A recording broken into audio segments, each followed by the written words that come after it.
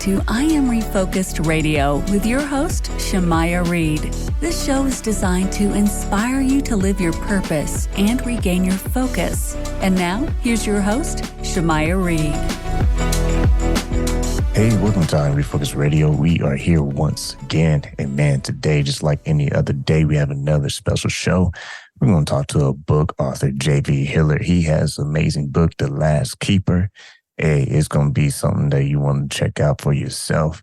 First and foremost, we're going to learn a little bit more about our special guest, JV. So first and foremost, how you doing, man? I'm doing well. Thanks for having me today. I appreciate it. Yes, sir, man. I appreciate you being on talking about this epic fantasy book. So all the people who are into Dungeons and Dragons and Game of Thrones, I mean, if you just into sci-fi, this is going to be something that you're going to appreciate. So JV, kind of tell us what inspired you to write this amazing book. Well, at first, it was always a desire to be an author. I let that get away from me. In my professional career, I ended up being more of an entrepreneur, and I own a couple of businesses. But when COVID hit, I was ground zero. There was nothing to do. And my wife kind of waved a finger at me and she said, "You're not going to sit around doing nothing, right?" And it's just not my personality to do that. So writing a book was always something I wanted to kick off my bucket list. And then writing The Last Keeper turned into writing a series. And writing a series has now turned into the next phase of my career. I mean, it's been great. I mean, the book is getting, licensed into a video playing game in 2024 and 25. And now I've got graphic novel on the horizon too. It's really been received well by that sci-fi fantasy community, like you just said. And I think a lot of that comes from the other side of the answer to your question, which is, gameplay. I've been a video gamer. I've been a role player since I was 10. I love Dungeons and Dragons. You mentioned that by name. I eat this stuff up. And so as someone who's played the games, whether they're video or whether they're in your head, you come up and conjure up a number of stories. And all I did was really put one or two of those on paper and weave them together into a novel that became a series of novels. So, really excited about it. And you got a great work ethic. And I've read in your bio that was inspired by your father. So he had a great work ethic as well. How did that shape you as an individual and as a writer? So, my father, I'm from Pittsburgh originally. And my father worked in a mill and my mother was a nurse. They both were blue collar. They both my dad would work strange shifts and he did it to support our small family. And when I was growing up, there was a sense of community, in that. And whether it was because it was a union buddy of his or someone that lived in a similar neighborhood that we did, we were, one step removed from when I was born, it was projects, right? And then that bled into, moving out into, a modest area of the city. And I got an education and something that my forebears were never able to do. And so for me, going to, finishing high school and going to college and all those kind of things, watching him get up every day, taking care of us, going to a mill, and, really eventually dying for that cause. I mean, the guy got cancer. He worked in a place that was not safe to work. And, to me, I always look back and say, wow, that's part of the story. But I also had a second father, was an uncle of mine who was paralyzed in the war. He was a Marine and I grew up at his bedside. My mother was his nurse and there was very few things that he could do as a quadriplegic, but one of them was write. The VA helped him. They got him a typewriter and back when they were typewriters and eventually, the computer stuff, and they fashioned his, an implement that he was able to type on a keyboard with. And he would write pulp fiction. So he would write things like, horror stories and things you would find in old school magazines. And I idolized him in a way. I didn't know any better when I was younger. He was just my uncle. And even though his condition was very limiting, that was a form of escapism for him. So when he wanted to escape to a world where he could walk and do things, as a former Marine, it was action oriented. So we were always watching sci-fi and fantasy movies and war movies. And so it doesn't surprise me that I wrote a novel that kind of followed along those lines. And, so I'm blessed to have two sources of inspiration. Once again, listen on Refocus Radio, talking to our guest today, JV Hilliard. You can go to his website, jvhilliard.com. And today we're talking about his book, The Last Keeper. And man, like you said, is growing as far as opportunities for you. I mean, do you think one day this can be maybe a movie? Well, I hope. I think the story would support it. It's action oriented. There's, romance in it. It's the hero's journey, meeting, like a coming of age story for one of the main characters, and the other two main characters. It's this forbidden romance thing. And I think that people like things that are familiar to them. And I think they can all see, struggles in that kind of stuff. And I think that's why it's been as popular as it has been to date, which I think the story itself lends itself very well to the adaptation of a video game. And ultimately, I'm a comic book nerd since I was little. So the fact that it's being adapted into a graphic novel is super sexy to me. I think that's just great. But movie is the ultimate, right? And I think I'm a bit away from that. I think in today's day and age, the way Hollywood reacts, they want to see you have 500,000 followers. They want to sell you, they want to see you on the bestseller list, all of which I'm making my way there, but I got a long way to go.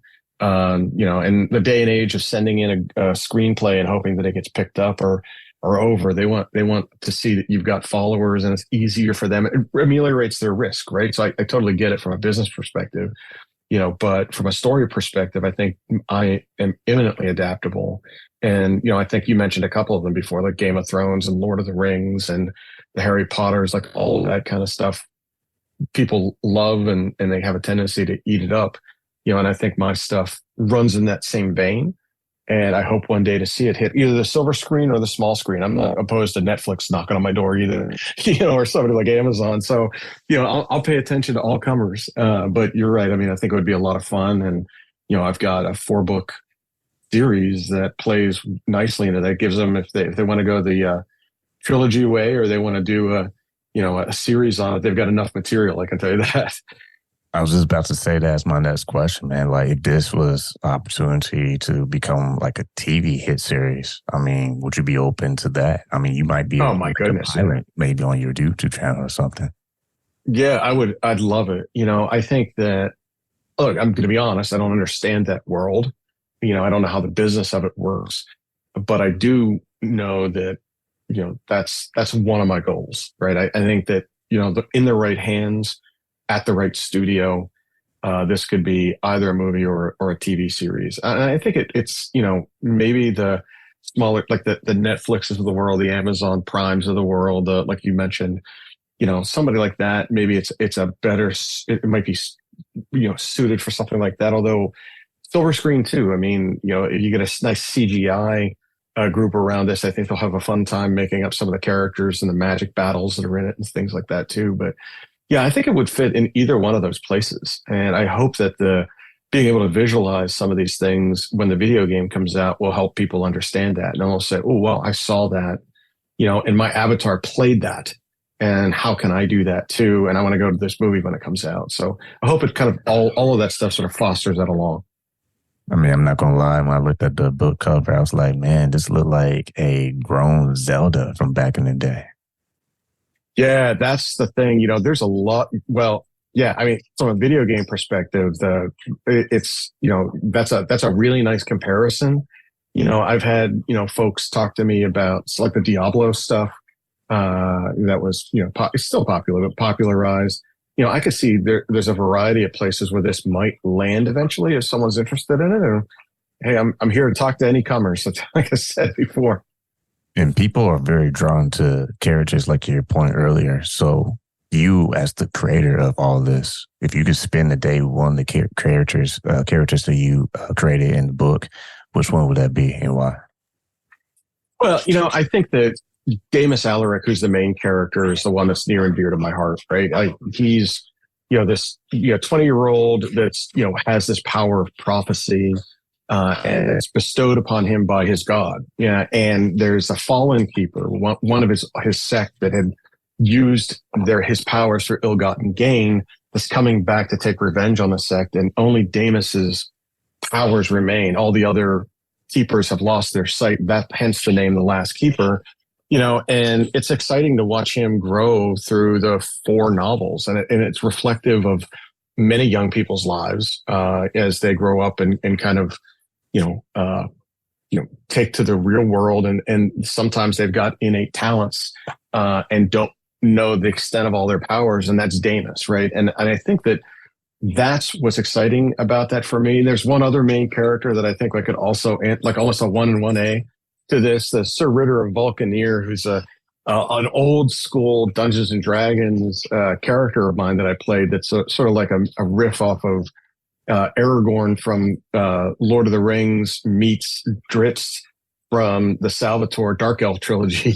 It's like my combining of those 2 guys to make Sir Ritter, and he's kind of this ranger that's an archer that fights for all the right things, and duty over love, and duty over everything except for country, and it's like he just has such a really interesting background, and people respond to him as a character very well.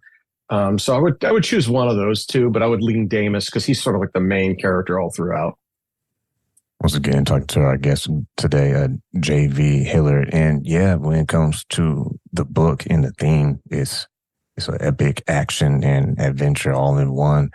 How does the fate of the keepers in the realm become intertwined as the story unfolds throughout the book?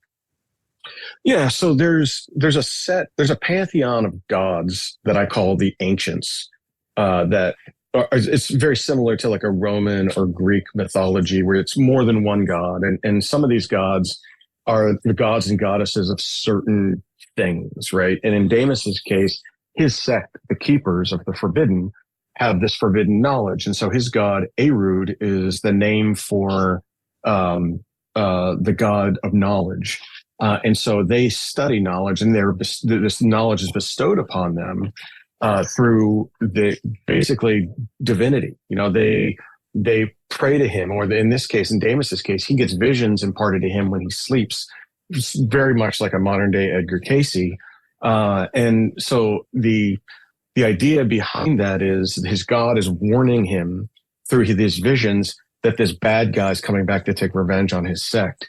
And so, of course, the big bad evil guy shows up and things go awry, and the sect kind of gets taken over by the bad guys, and Damis has to win them back. And so you see the keepers, go through a period of change and despair to a period of hope and redemption as they rebuild, as Damis gets closer and closer to his goal in the end of book 4. And are there any other characters or allies who join Damis? And there's also a princess that is in the book as well to help sure. the evil force. Yeah. So Ritter, who I mentioned earlier, and Adeline, that's the kind of romance that happens in the novels. And Princess Adeline Elspeth is a Vermilion elf. And so those that are familiar with Tolkien elves, they're a different breed. These are vermilion because of the color vermilion. So she has red hair and red eyes and a really white alabaster skin, almost looks ghost-like in some respects. But she comes back to help with the fall of the keepers and ends up falling in love with Sir Ritter, who is this lowly, like half-breed, I call them trollborn, which are, he's half elven, half human, but both sides kind of look down on him. And that's a way of me kind of entering into a bit of a hidden conversation about, people of color and people of different origins trying to live together in societies, and how she has to choose to love who she loves regardless of duty. And he has to choose the fact that he's in love with her, even though duty's telling her he can't be with her.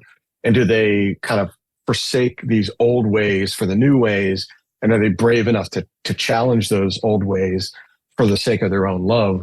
And I think that, that theme runs through all 4 of the novels with some really cool twists in it, right? Like, of course, there's going to be a bit of competition for the princess that Ritter has to overcome too. It makes it, maybe an easier path for her to go. And instead, what does she do? And I think that's a big question there. And they come together because they're fighting for the fate of the kingdom. and the realm of Warminster. And of course, Damis isn't a fighter. Damis is a prophet, and these guys are warriors. So Princess Adeline comes in with her magic, and Ritter comes in with his bow and his sword, and a group of merry adventurers go off to conquer Great Taurus the Mad, who's the evil guy, and that's really sort of the basis of the stories. And speaking of that being prophet, well, let's dig in on Damis, man, because he's very interesting. I mean, here he goes, sound like a movie right now. What's some of the main things that he has to confront with this evil force, and how does his decisions shape the outcome of the struggle? Yeah, that's a great question. So some of the things he has to face is coming of age, right? Like, he's older than the Harry Potter coming of age story. This is not a young adult story, although I think advanced young adults would enjoy it. It's more of someone who's entering manhood, at the age of 20 almost. And, he doesn't understand the entirety of his powers, and is going through training as a result of that. But that training gets disrupted with the return of Great Taurus, the Fallen Keeper, who then disrupts the chain of command and, frankly, all of the Keeper's powers. And as their powers start to wane, Damis has to overcome a few things. And one of them is he's got to believe in himself. He's got to mature, as somebody, and he has to do it right away. In some aspects, this is sort of like a chosen one meets the false prophet kind of a storyline, where he doesn't want this. He was born with this obligation, but he has to grow up quick and learn to harness these powers to fight the big boss, right? And that's really what Great Taurus is. And when you find out more about Great Taurus later in the books, you find out that he's a victim of circumstance. It's not necessarily he was born evil. That's not, those things are, people don't write that way anymore. So for us, the concept of putting a real life character that's a villain in here that has reasons for why he is where he is that you don't know about is important for Damis to find that out. And then not only does he have to mature mentally, he has to mature physically. He's going into battles. He's traveling for the first time out of this cloistered environment where he just basically was born a wealthy, son of a noble. And then, now he's, and he leaves this cathedral where he's been, learning, and has to go on the road and ride on a horse for the first time and wield a weapon for the first time. And so there's plenty of things that he needs to overcome. And can he do that? And I think that the reader sees a progression, slow paced, well thought out progression of what it would be like to get to do that. And you see him fail in battle. You see him fail in love. You see him fail in making the wrong decisions and acting impertinent at times. As a youth, he should be older than he is, but he's never been exposed to anything that has been this dangerous before. And so for him, he's figuring this out on the run too. And so I think it's important that people see that growth in his character, as well as that he's human, and not everything that he's going to face down is going to go his way. It's not an automatic win. He doesn't have the ultimate powers. And he doesn't know how to use the ones he has. So, it's a little challenging to write that kind of stuff, but it's a lot of fun. And I think it's really true to form. I think it's more realistic. And I think that the readers of the novels and, appreciate that, because they can see a lot of themselves in there, where they're human too, and they make mistakes. And so does Damis. So even though he's got all this power, it doesn't matter if you can't use it the right way. And he has a lot of responsibility. I mean, he was blind at birth. Is that right? And now he has to be a keeper of the forbidden. Like, that's a big curveball. He's going to have to do a lot of overcoming throughout the book as well. You're right. So he was born blind. And after you read the first part of the book, you understand that he can actually see now. He was granted this sight that by a mysterious mage that visited him in his cradle. And so even though he looks blind, his eyes are white. He doesn't have pupils. That's what you see on the front cover of the book. That's basically him. And it's scary, right? And people look at him and they think he's blind. But there's a little bit of a paradox there, right? Where he has this not only was he granted physical sight, but he now has this metaphysical sight where he can see the future, right? So it's like this prophecy, this oracular power that he now has as part of this. But this sight, there's something about that sight that's just not right. That someone gave that to him, and he wasn't necessarily even born with it. And he's got to come to grips with, not only can he see, when people look at him, they think he's blind, but he can see more than everybody else, where before he had nothing. And now he can see, almost extra dimensionally, in the sense that, he sees the future before it comes here in his dreams. And sometimes as he gets more powerful in his waking moments, he can conjure it up. So I like the way that sort of plays symbolically, as well as how it played out magically in the books. It was pretty cool to make that work that way. And, and you also get to see a little bit of that play out with Grey Taurus the Mad. And then Damis finally makes the connection between him and Grey Taurus, and why the villain is after him, and why he's been pitted in this struggle against him.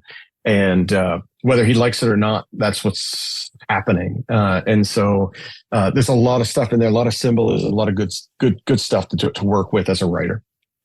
Man, hearing you talk, I just feel like I'm playing a video game right now on the big screen, because it's like, this is like a perfect video game. I mean, Grey Taurus is the cookie monster in the room that's about to mess up everything, and Damis is faced with a task that seems impossible, and he has to basically hold the responsibility, hold the line. And I can't wait to read the book, because I feel like people will be like, man, this should be a movie, a video game, the whole 9 yards. Yeah, it's an exciting pitting of two people that really shouldn't be pitted against one another, but because of one single incident that you don't really even know the full extent of by the end of book 1, until you get at the end of book 2, and then you're like, oh, I get it. I now see why these guys are, polar opposites, and why this fight is happening.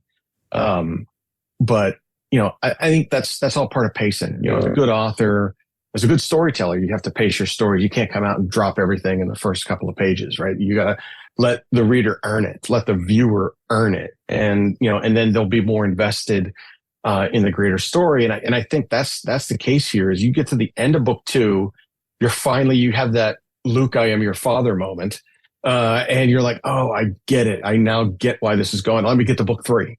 And you want to turn those pages and find out how Damis reacts to what he finds out, and how Grey Taurus reacts when he confronts Damis for the first time in person. And I think those are the kind of things that keep the readers coming back and wanting more. So it's been fun. I mean, it's strange to say this, but there are characters in the novel that you think people are going to love, and then you get emails, or you get people approach you at conventions or book signings, and they tell you that they like the other characters better. I had one person tell me there's an assassin in the books, and she's like, please don't kill him. He's your Boba Fett.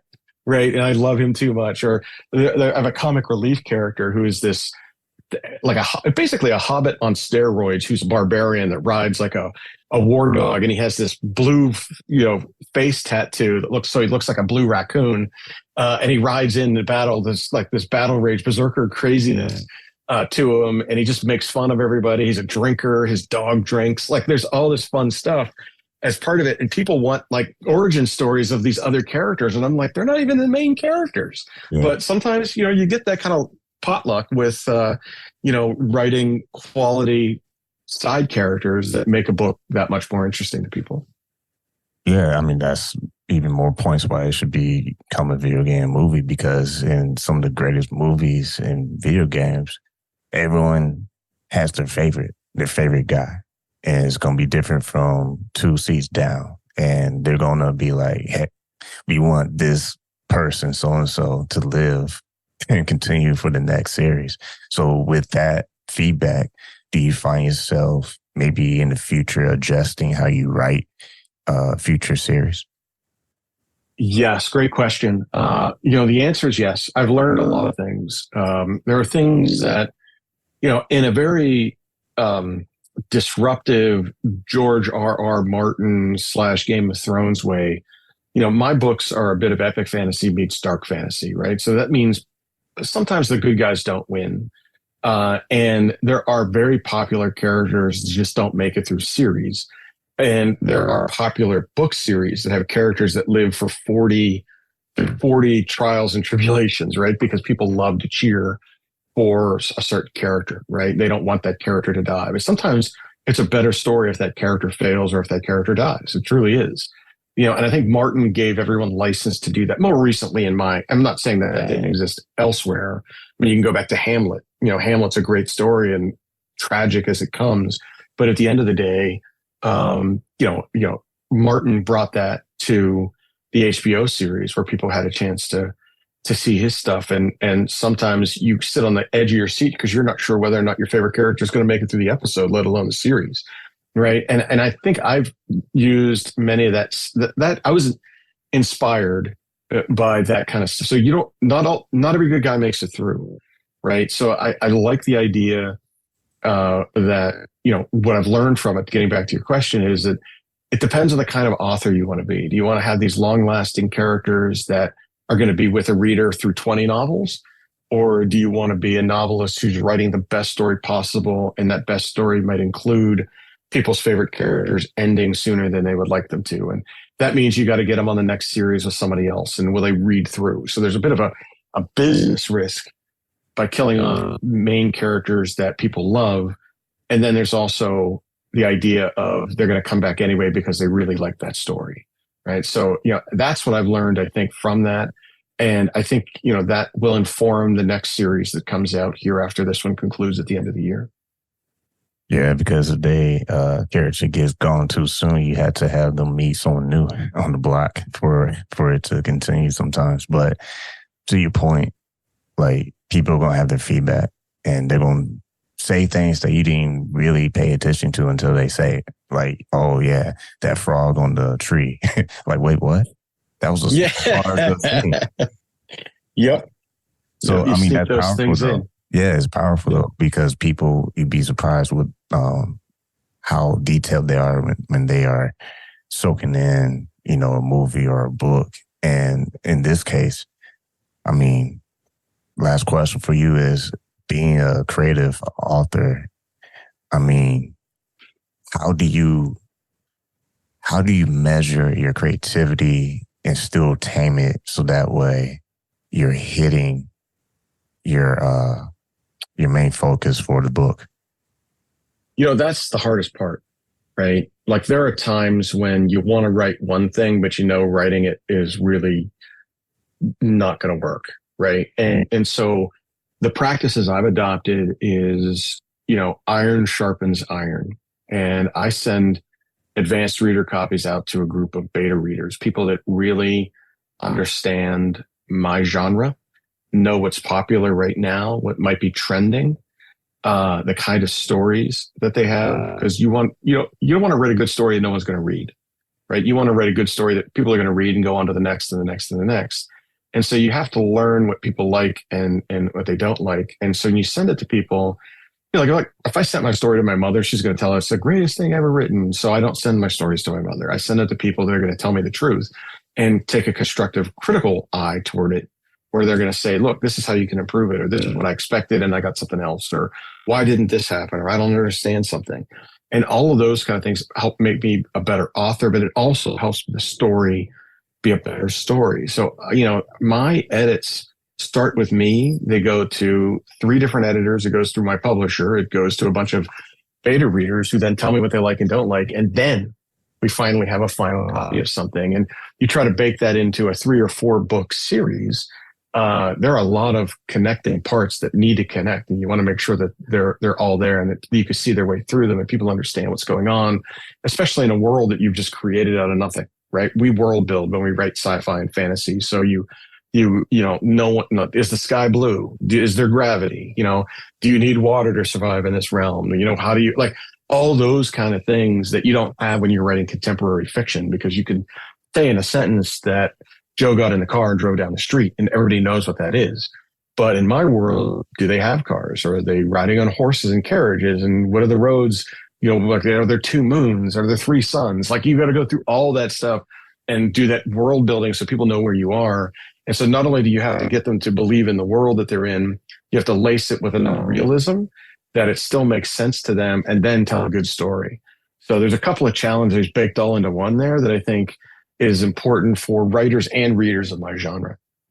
Yeah, the point about the car is perfect because, yeah, I mean, you got to put some mystery behind it. Now, the car turned to a spaceship and went to an unknown planet. Then, boom, you got people hooked.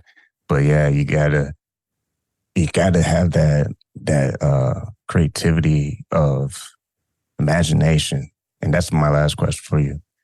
How has being able to use your imagination help you develop these characters so that way you don't end up with Joe went down the street with the car?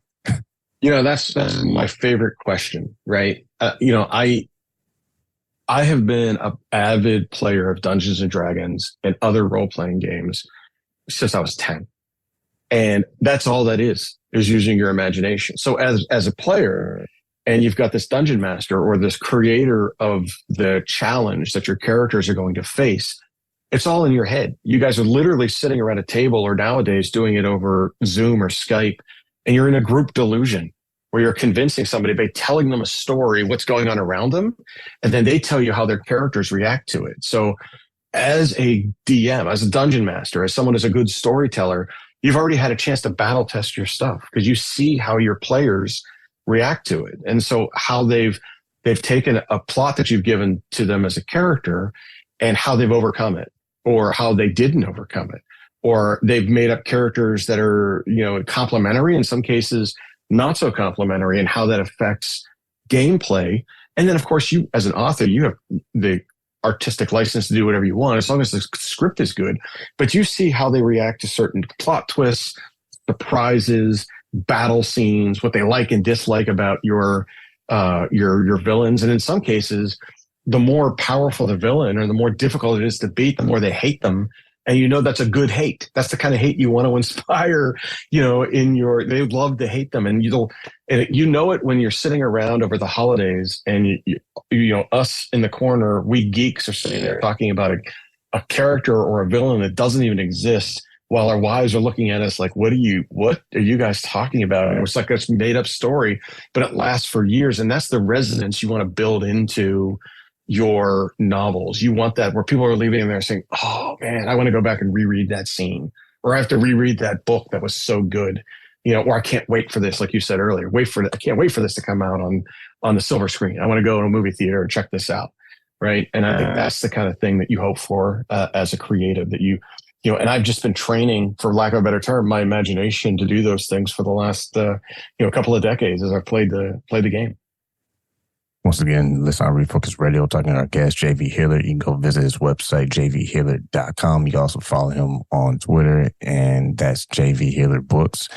Get his book on Amazon. The Last Keeper, we've been talking about this. And shout out to Damus, man. He's going to be a very famous character one day. So once again, I want to say thanks for your time. I know I went over, but I had to get all this out because it was too good to not continue. Well, thanks, man. I appreciate the opportunity, and look forward to coming back on again at some point. Thanks for having me.